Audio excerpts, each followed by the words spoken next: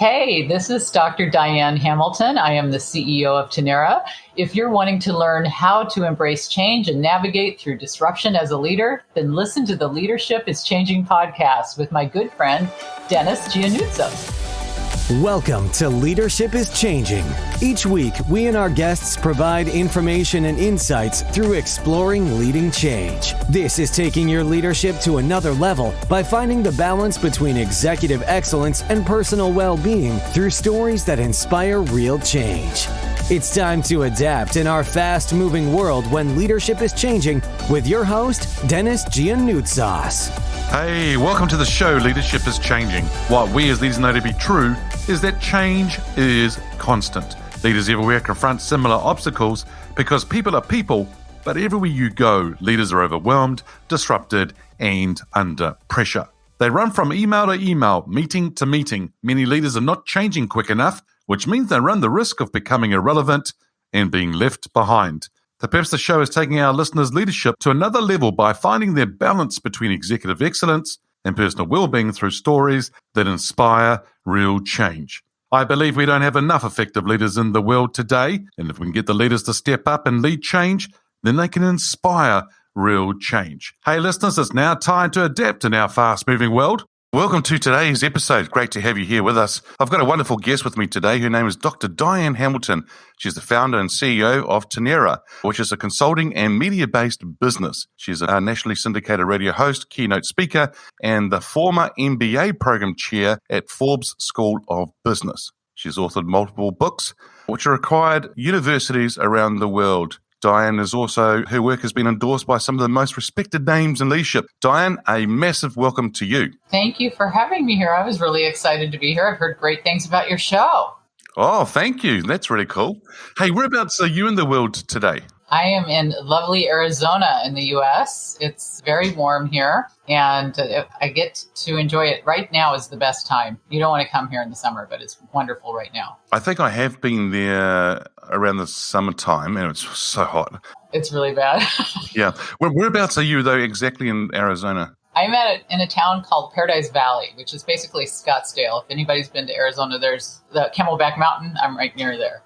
Oh, so my wife and I went to Arizona and we were in Scottsdale and we loved it. We're like, oh, if we move to the US, this could be an option for us because this would be just a beautiful place and loved it. So it's great. Yes. I'm a native. I'm one of the few. You don't find too many. A lot of people here, get a lot of California people moving here right now, but you get everybody from everywhere. Yeah. A good friend of mine actually from Dallas has just moved there. I don't know if it's Scottsdale, but you moved into the Arizona space, I think, so it's pretty good.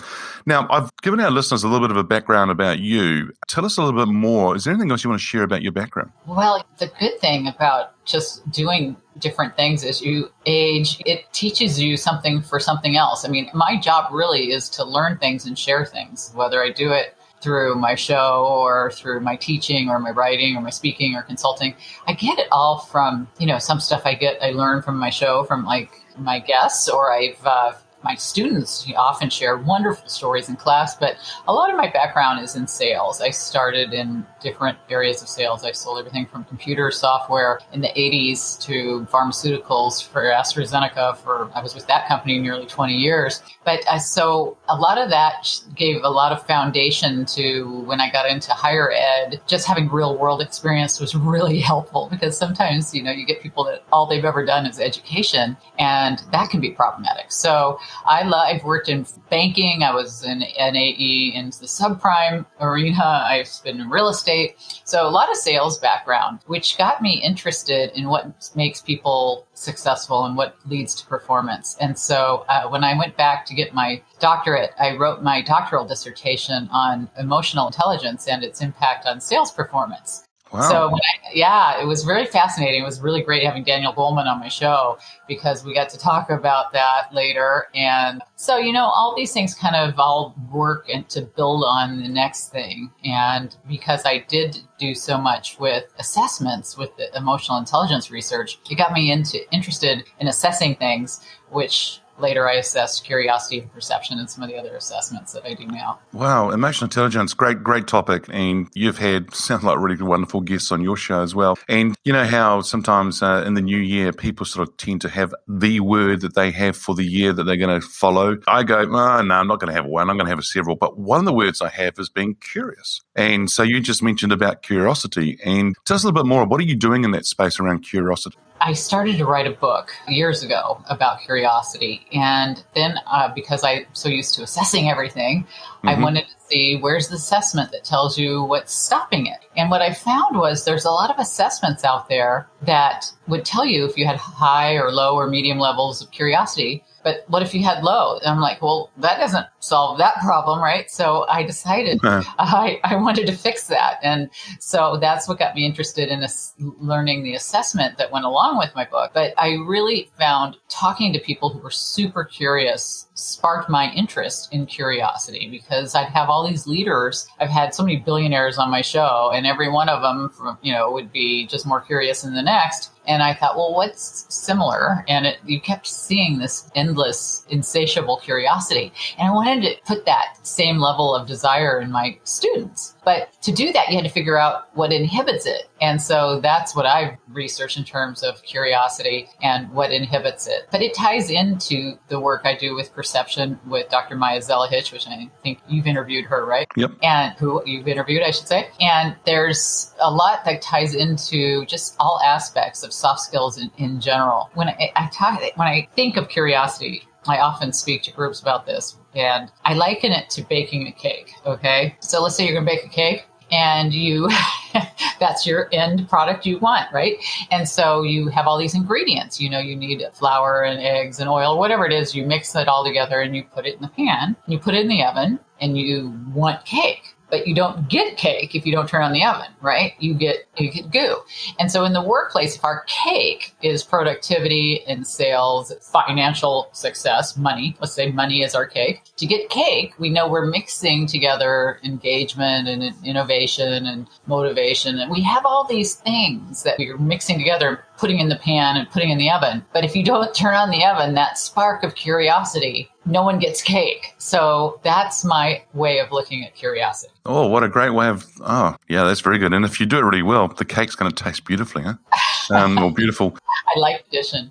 Yeah, it's very good. And so the cake, yeah. And sometimes, we can have a cake and taking that metaphor you just talked about there and bring it out of the oven and looks good. And then all of a sudden it becomes a bit of a flop. I think there is a lot of leaders out there look good, smell good, but sometimes there's not enough substance within their cake or themselves, and sometimes they become a little bit of a flop. Well, before you ask that question, I want to add to that, because Francesca Gino from Harvard was on my show, and we talked a little bit about that. And the research that's out there on curiosity is that leaders often think they encourage it. But when you ask the employees if it actually is encouraged, it's not anywhere near the same. And so, yes, that's the thing. With culture, it has to start at the top from the leaders. But if they don't emulate what they'd like, they can say, Enron had a code of ethics. It sounded good, but if they didn't follow it, what good is it? And that's what I was about to ask you was that, so what is the thing that sort of stops them from doing this curious thing and then actually getting the rest of the organization to do it? What stops leaders?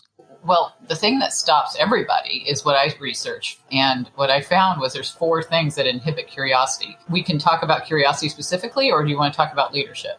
Whatever you like, because I think curiosity actually helps leaders, right? So I think let's go there. Right, it helps everybody. Okay, well, a lot of leaders don't build it into their core values of what they set for their goals, and then they don't emulate, what they want to see. But in general, what inhibits curiosity are 4 things. And I started out by putting a link in LinkedIn asking people, what inhibits your curiosity? Why wouldn't you speak up in a meeting kind of questions? And out of most of them were very fear-related things. So I was expecting to get a lot of fear-based things.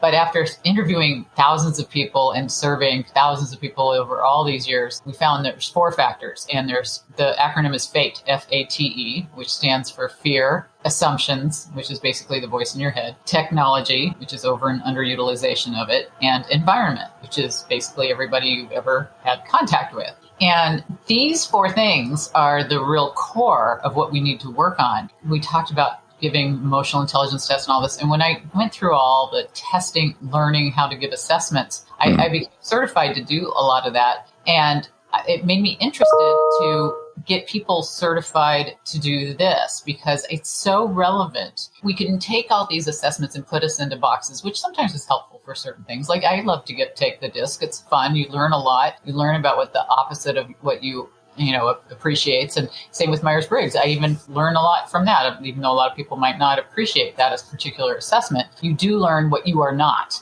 And I think that that's important for empathy. But with this, it's more like an emotional intelligence assessment of what we work with people because we look at this is your level. This is where you can improve. Mm-hmm. And I think people need to know that because a lot of it is just they hadn't even thought of these things as holding them back. Because if you look at fear, think about how many leaders were told to say, don't come to me with problems unless you have solutions or whatever it is that was the thing, right? We don't want whiners. But let's say they know this problem, but they haven't been trained in the solution. You've just basically told people, I don't want to know. Don't tell me. Don't give me any input.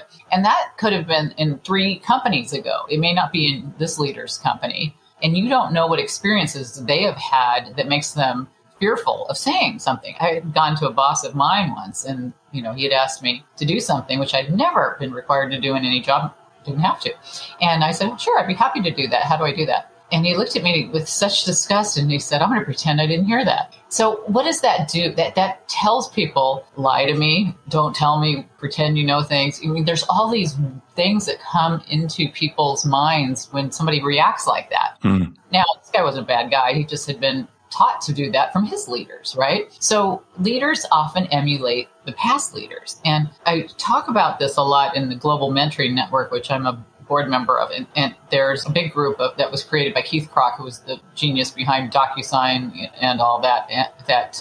He's done so much with Ariba, and he was undersecretary here in the United States. And he's put together this Global Mentoring Network. And we talk about, what can we learn from all these other people? And for the fear part of it, sometimes leaders need to put themselves in a group of people that maybe they normally would fear looking stupid around. We have to do what we want from our people. Yep. We have to ask the stupid question and point out that we're asking the stupid question so that they'll feel they can ask it and not feel inhibited, right? Yep. So fear is a huge thing. Assumptions is also a huge aspect because it leads to what we're thinking in our head. Oh, well, if I ask this question, they're going to make me the head of that committee and then they're not going to pay me. You know what I mean? Yep. This is going to be too hard. I just learned that. I don't want to do it again.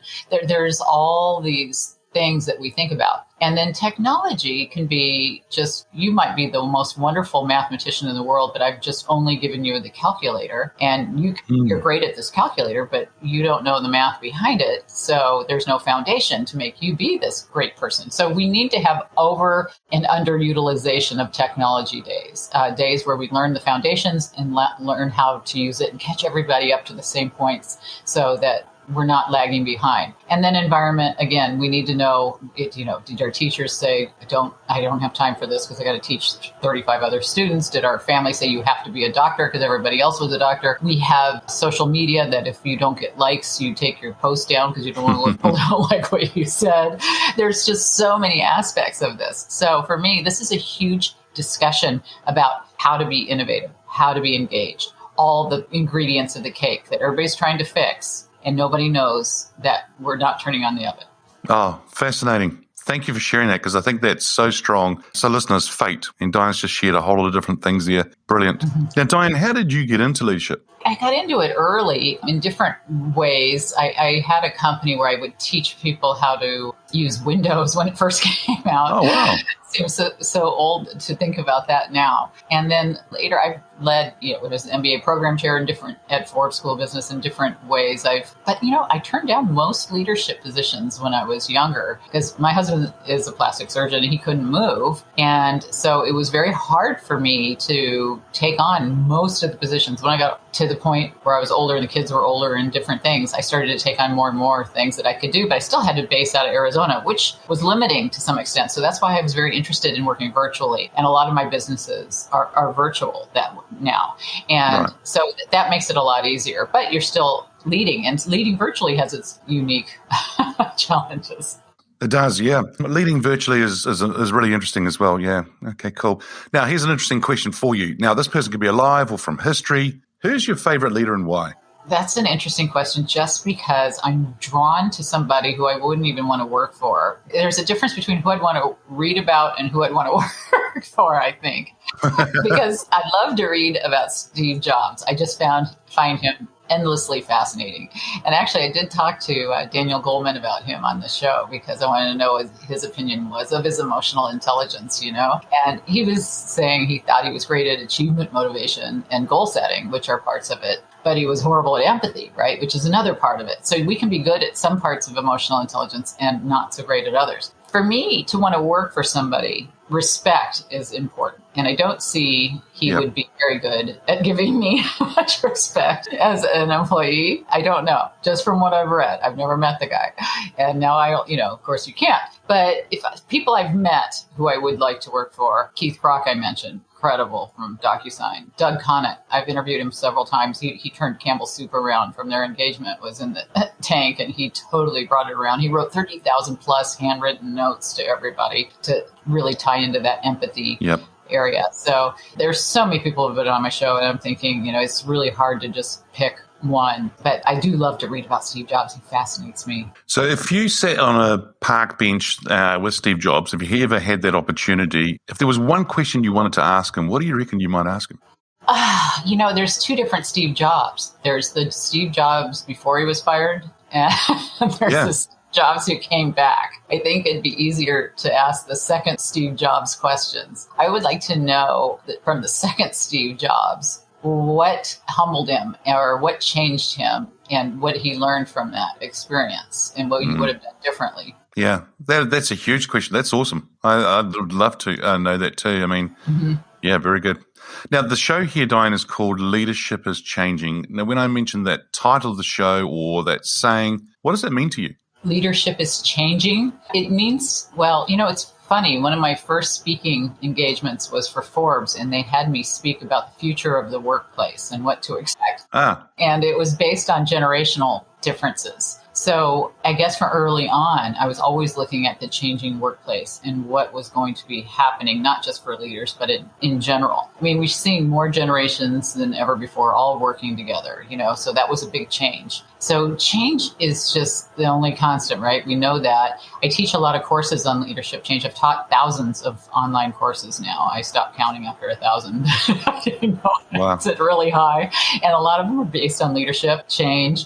And the thing is, we think that we're all up for this challenge. I had a lot of crisis readiness experts on my show and all this before COVID. And now we found out that maybe we weren't so prepared, right? So we think that we're ready for change until the real change happens. And so I think having foresight is the hugest thing. Anybody who's read Stephen Covey's 7 Habits knows the first habit is be proactive, and being proactive is really having foresight and thinking and beginning with the end in mind, and all the things that he wrote about in his day. It was a classic, and we need to get out of status quo thinking. For me, that's what I talk a lot about with curiosity. It's not really about asking a million questions or reading a million books. It's really a combination of things. And one of the biggest combination in that combination, I should say, is status quo behaviors need to be looked at, because just because we've done it right in the past and it worked great then, it doesn't mean it's going to work well in the future. Ask Kodak or Blockbuster or any of the companies who kept doing things that worked great in the past, right? So we've seen the research. We've seen the woman that goes into the doctor's office and they ring the bell, and she's, people around her are actors, and they just stand up and sit down every time the bell rings, that she eventually stands up and sits down when the bell rings without knowing why. We're all standing up and sitting down, and we don't know why for a lot of the things that we're doing. And I think we need to take a look at what things are we doing just because it worked in the past that maybe won't be working again in the future, and be like Ben and Jerry's, who, when their ice cream is no longer successful, they give it a burial on their website. They have little headstones on one of their web pages that shows this flavor was great from this year to that year, but we've celebrated it. We think it was great for its time, but we move on. Yep. That's cool. And I love what you say about the status quo and getting out of that, because I think a lot of people today is that they, A, don't think, and B, they don't take time to think, and C, they will just follow others. And I'm like, and the person you're talking about standing up, sitting down and so forth, you're so right. And I think a lot of leaders need to actually do the thinking and actually get out of that status quo. Absolutely. And it's interesting how you said that we thought we were ready from a crisis side of things, but then when it actually happened, we weren't. And, that's not the last one. I think there'll be other things coming too in the future. And so are we ready for that as well? You're so right. What you're saying too is that change is constant. It's probably the only thing that's constant at the moment is change. And yeah, we need to really face that as really important for us to think about that. Now, Diane, we've sort of been talking about leadership in general as we've been talking so far. But if we go to think about the actual leader, the individual themselves, we're in a world today where technology is moving so fast, business is changing. From a social perspective, it's changing a lot as well. In this fast-paced, ever-changing world, what makes a leader successful today? For me, I think that leaders have to recognize that employees expect far more than they did in the past. COVID's really changed a lot of that too, because people have seen that they've had more autonomy.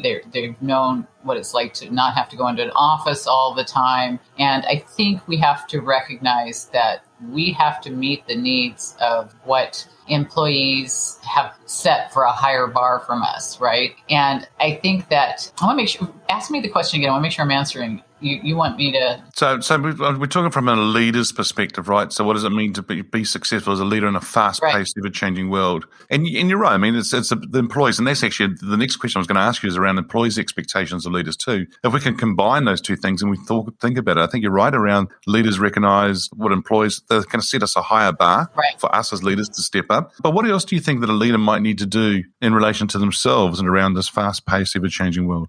Well, I think that they need to get mentorship. I think you need to surround yourself with people who know more than you do. When I'm around Keith Crocker, any of the names I've mentioned earlier, they always have great boards that they've put together to support them. I was on the board of advisors for the DocuSign group, and I think there was 250 of us on there. And there was like all the CEOs of McDonald's and Sony, and I don't know. Who's who was of the room. You just walk around and go, wow. And he was able to learn something from every one of them. And I think as a leader, you need to do that. You need to not be the smartest person in the room, because if you are, you're not growing. And that's a huge problem. A lot of people want to be the smartest person. They want to feel like they know it all. And then as soon as you think you do, you're dead. Yeah, I mean, there are a few people who actually think they want to be the smartest person in the room and they want to feel good and so forth. And yeah, somebody who's always said to me as a mentor of mine is, if you are the smartest in the room, get a new room or get a new group. Yeah. And that's more for me as an individual, you as an individual, but it's also for our teams and the people around us. Why? Because if we lift, we're going to lift, like the tide lifts, all boats lift, right? And that's that saying out there. And if we can lift our skills, our capabilities, our experiences, it's going to be a lot better for everyone else. Everybody's really team focused now too, and that's really important to get to know everybody on your team and understand you cannot relate to everybody in the same way. You have to change your focus based on that person's preferences for how they like to be spoken to, what things motivate them. I'm giving a big talk for LinkedIn, and these big companies, they recognize that whether it's Verizon, Novartis, LinkedIn, any of these companies I talk to, they have put curiosity in their top core values, and they create content that rewards employees for developing that. So I really think leaders need to work on developing their own level of curiosity, emulating that, and rewarding others for doing the same. Yeah, very good. And when you said before actually around leaders recognizing employees as setting the bar higher, what are they actually doing, these employees? If we're going to think about the next question around employees' expectations of leaders today, has it changed? What are employees, how are they setting that bar higher? What are they actually expecting from leaders? What are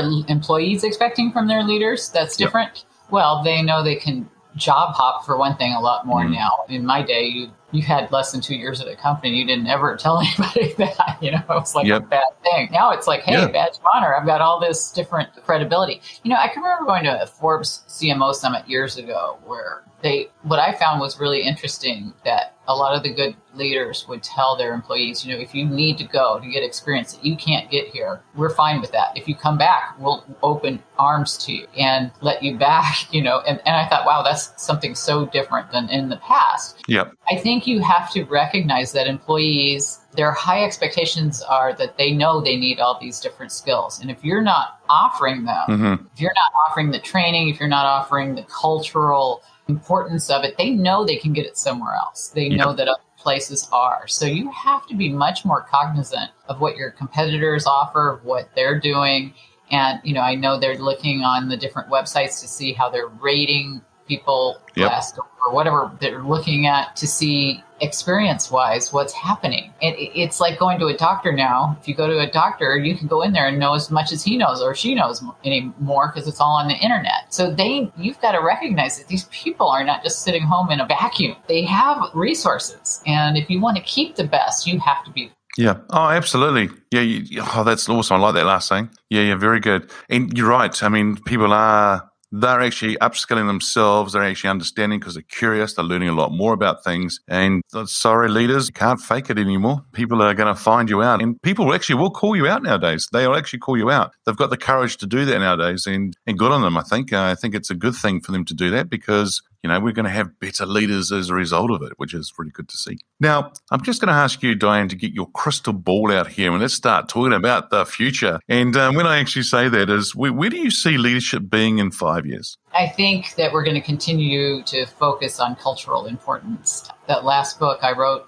with Dr. Maya Zelhich was about perception because I think in the next 5 years, we're going to see a lot more getting out of our confirmation biases and some of that kind of thing that keeps our culture back. I've had a lot of culture experts on my show. Dina Dwyer Owens was on. She wrote Values, Inc. And one thing she would say in all of her meetings, she would say, does this tie into our core values and our culture, what we want? And if it doesn't, why are we talking about it? And, I think we're going to see, when we wrote about perception, we looked at it as a combination of IQ, EQ for emotional quotient, CQ for curiosity quotient, and CQ for cultural quotient as kind of a combination. Because I think perception is going to be a big part of what we look at when we're looking at a global setting. And one of the reasons I chose Maya and she chose me, is because she's the global expert. I'm kind of the behavioral expert.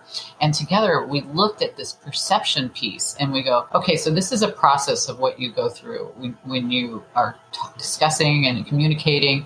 And, you evaluate, you predict, you interpret, and you correlate to come up with these conclusions. So we found it to be an EPIC process is the acronym for that. And we created the Perception Power Index, and we did all the same kind of things as I did with curiosity, but for perception, because I think perception's a big part with the cultural component to it that you're going to see is going to come up a lot. And I think respect is going to come up a lot in the future. I mentioned that before, and I do a lot of work with respect because I think, we know people don't leave companies, they leave leaders, they leave people, and they leave for lack of respect. And that's one of the reasons, the engagement numbers were so low. And that's one of the things I think leaders are going to be tasked with to show people more respect.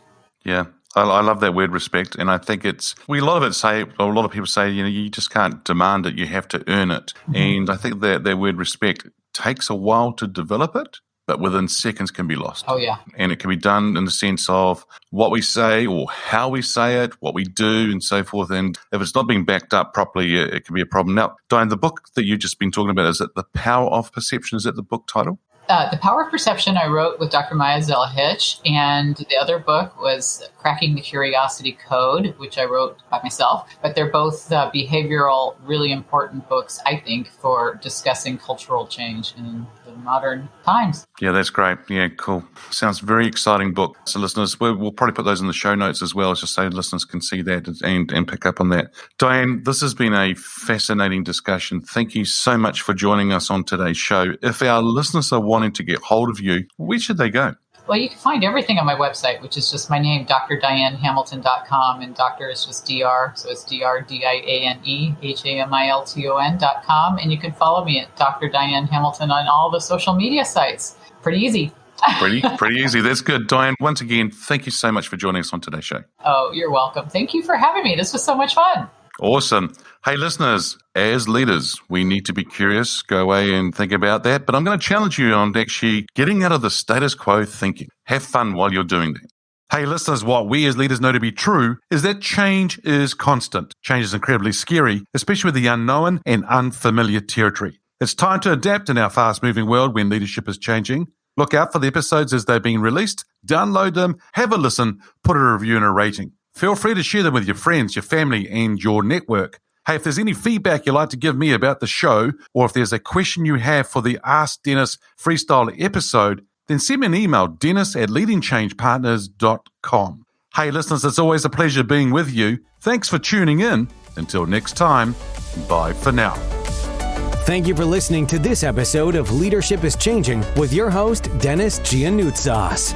Each week, we and our guests provide information and insights through exploring leading change, inspiring executives and leaders to adapt and lead a bigger game in a fast-moving world.